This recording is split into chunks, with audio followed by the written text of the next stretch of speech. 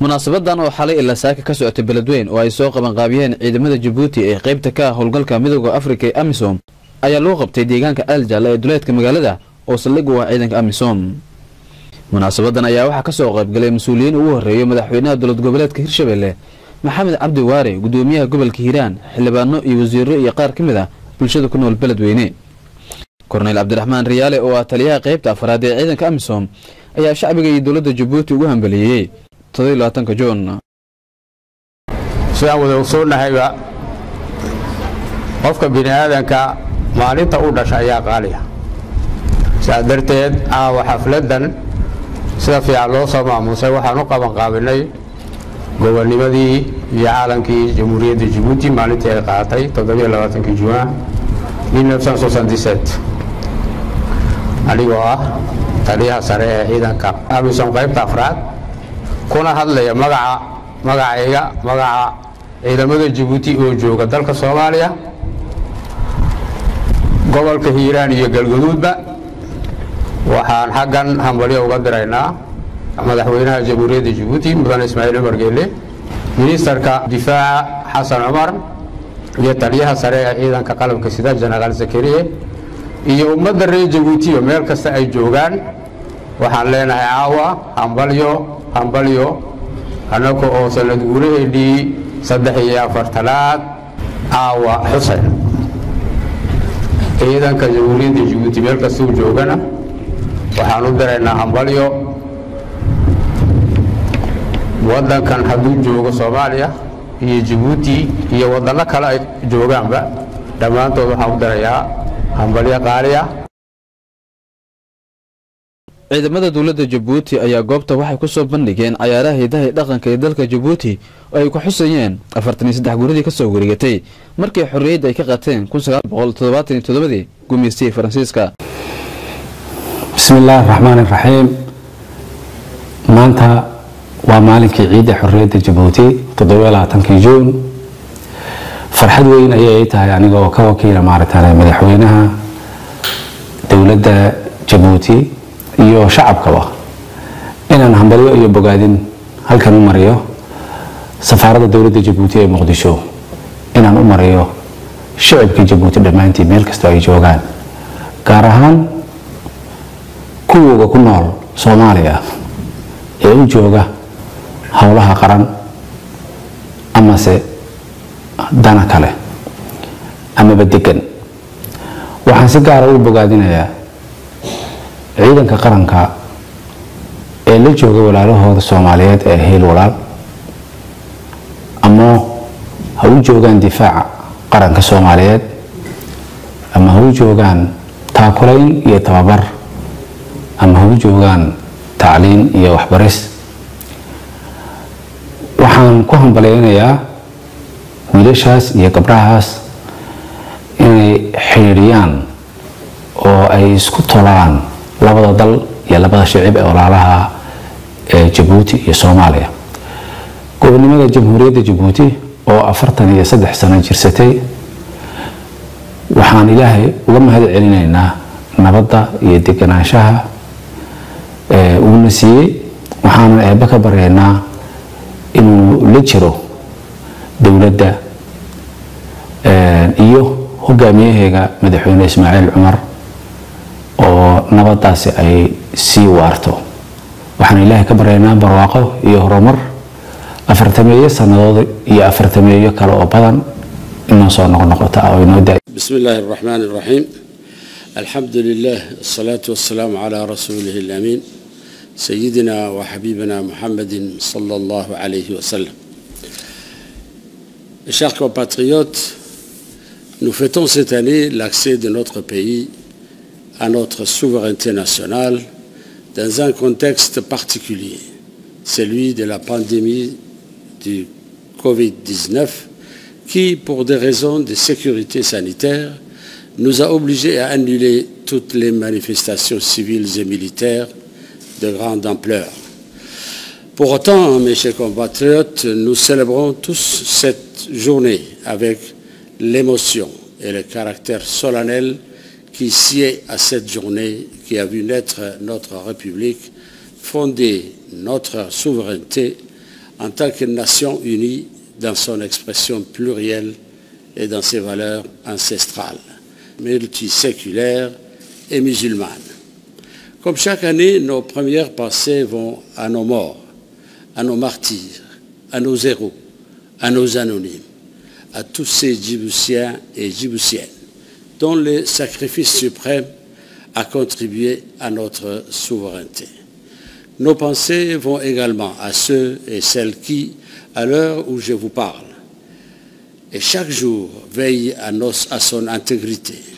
Sur tous nos territoires, par les airs et les mers, il s'agit bien évidemment de nos forces de défense et de sécurité. Leur sacrifice ultime pour bâtir notre République, sauvegarder notre unité, notre égalité, notre paix, ne saurait jamais être remis en cause par quiconque.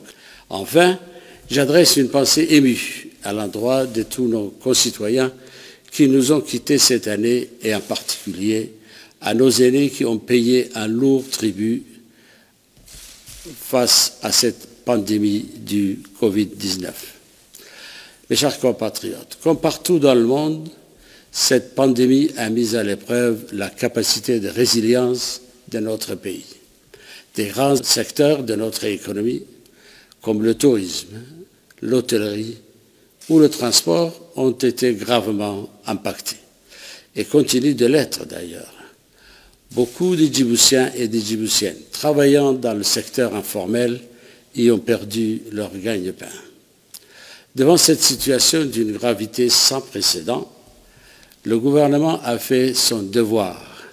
Il a privilégié avant tout la santé de nos compatriotes en décrétant une période de confinement qui nous a permis de ralentir la progression de l'épidémie. Il a aussi organisé la solidarité nationale pour assister celles et ceux de nos compatriotes qui se sont trouvés démunis face au nouveau contexte socio-économique créé par la pandémie. Il va sans dire, mes chers compatriotes, que cette situation inédite a été révélatrice de nos fragilités sociales, de notre degré d'exposition aux grands chocs économiques et crises sanitaires mondiales. Partout dans le monde, la pandémie du Covid-19 a révélé les failles et les carences d'une économie mondialisée, où les États ont perdu des marges de manœuvre dans des secteurs stratégiques pour leur indépendance. Que ce soit à l'échelle continentale ou à l'échelle du pays, nous en tirons un certain nombre de leçons qui doivent aujourd'hui nous permettre une mise à jour de nos politiques publiques. Faire le choix d'une économie plus résiliente, localiser les chaînes de valeur pour maîtriser la production sur le continent, accélérer l'inclusion à travers la protection sociale sont des sujets qui nécessitent désormais des actions rapides et courageuses. L'économie informelle est une réalité économique africaine, ce qui en fait sa force, c'est-à-dire sa vitalité et sa souplesse, fait aussi sa faiblesse à travers l'absence de règles et de filets de sécurité. Le gouvernement devra trouver des mécanismes innovants pour que les acteurs de ce secteur sortent de la précarité sociale et que tous ceux qui y opèrent trouvent les protections nécessaires.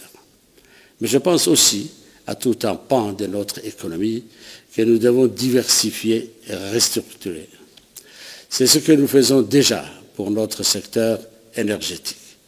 Le projet des énergies vertes que nous démarrons sur le site du lac Assal et de Grand Barra, avec notamment l'énergie éolienne et solaire, participe à cette volonté politique de rendre disponible pour nos concitoyens et pour notre économie une énergie accessible et compétitive.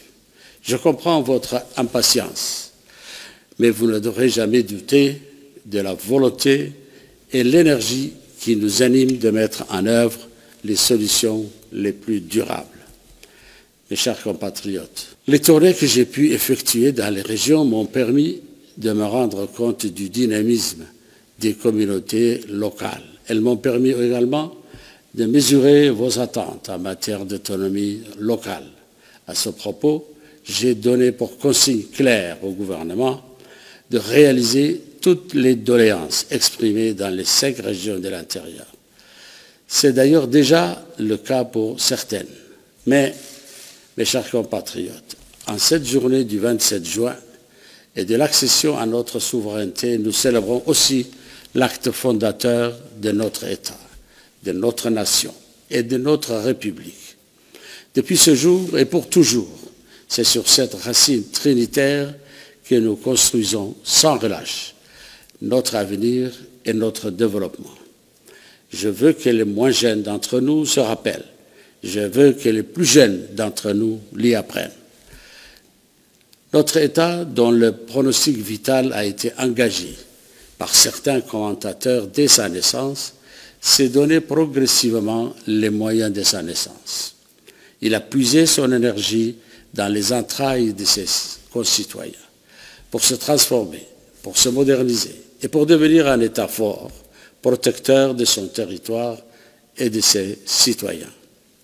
Ce territoire, ce pays, cette nation djiboutienne, si chèrement acquise, nous ne devons jamais les céder, ni les remettre en question. Car s'il est nécessaire pour les générations à s'interroger sur les réformes et les politiques publiques qui viendraient améliorer notre quotidien à tous, c'est un droit démocratique. La République demeure une certitude. Elle n'est pas à prendre à la légère, ni sujette à caution. La République, c'est notre demeure à tous. Elle est réelle et ce sont toutes ces institutions dont elle est l'émanation qui nous protègent des dérives et nous permettent de progresser et de vivre ensemble dans l'harmonie. Mes chers compatriotes, je veux également que les moins jeunes d'entre nous le rappellent aux plus jeunes avec dignité et pédagogie nécessaire. En cette journée du 27 juin, nous avons choisi d'être un État, mais aussi une nation. Ce choix, nous l'avons fait ensemble, sans esprit de contrainte, de discrimination ou de préjugés. Les Djiboutiens ont, dans la foulée de l'indépendance nationale, accepté de transcender leur particularisme ou leur appartenance communautaire. Nous sommes devenus Djiboutiens avant tout. Nous avons opté proprement pour le vivre ensemble de nos communautés au sein d'une nation qui a fait émerger et valoriser une seule identité, l'identité djiboutienne. Ceux et celles qui veulent aller à l'encontre de notre histoire commune, ceux et celles qui veulent aller dans le sens inverse de notre trajectoire collective se trompent non seulement d'époque, mais ils se trompent également de combat. À la faveur d'un contexte régional volatile, ces individus se donnent pour horrible mission de saper le vivre ensemble de nos communautés. Leur combat est perdu d'avance, car les Djiboutiens ne sont pas prêts à écouter les Cassandres et les sirènes. Les Djiboutiens ne sont pas prêts à diluer l'identité de leur nation dans le mirage de je ne sais quel étendard. Cette date nous le rappelle ô combien notre attachement viscéral à la République. Une République qui a trouvé son chemin à travers les soubresauts de l'histoire, mais également une République qui a su s'adapter aux contraintes et aux aléas de son histoire. Une République qui a su conjuguer la stabilité politique essentielle à notre pays, avec les changements sociétaux et démocratiques indispensables à notre développement et à notre avenir.